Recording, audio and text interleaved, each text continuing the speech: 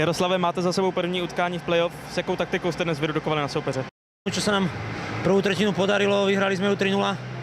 Potom sme trošku prestali možno viac hrať to, čo sme si povedali a proste sa na to dotiahol na jeden gól a zaplať pán Boh, že sme to potom dali rýchlo na 4-2, na 5-2 a potom sme to v kľude už dohrali.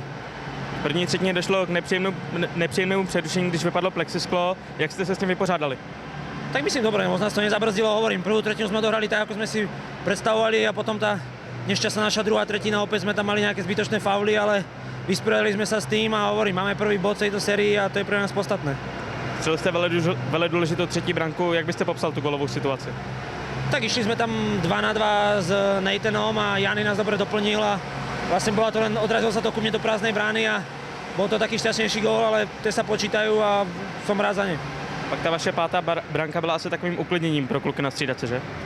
Asi jo, ja by som povedal skôr, že tá štvrtá potom ich góle na 3-2 bola veľmi dôležitá od Irasa a tá 5-2 už bola úplne taká ukľudňujúca a potom sme to už hovorím, v kľude dohrali a máme ten dôležitý prvý bod pre nás. S čím zítra chystáte vyredukovat na Prostějov? Tak nebudeme nič meniť, ide nám to a musíme opäť na nich zatlačiť a vydržať 60 minút a zobrať ďalší bod a ideme ďalej.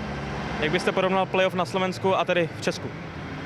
Tak ja som mal posledné 2 roky nešťastie v play-off, že som nebol 100% zdravý a teraz zaplať pán Boh som, tak si ho teraz troška som si to chcel užiť a dúfam, že to bude tak ďalej pokračovať a nejako by som to neporovnával.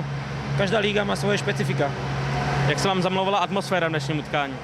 Tak bolo to super a je to play-off, všetci hovorím, na to sme tu, celý náš cieľ je postúpiť do baráže a teraz to práve začalo ten pravý hokej a hovorím, aj atmosféra fanúšikovia super a hovorím, len treba ďalej ísť a neučičíkať sa prvým víťazstvom.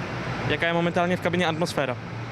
Tak trošku možno opadol z nás ten stres, že ten prvý zápas sme potrebovali vyhrať a teraz sa nám dúfam ľahšie pôjde do toho druhého zápasu a verím, že to ešte ľahšie zvládneme zajtra. Červená, bílá, arénou sní, slavistu srdce bude vždy být, za naše barvy sešívaný. My budem vládnout a vítězit, červená, bílá, arénou sní, my máme dresy sešívaný.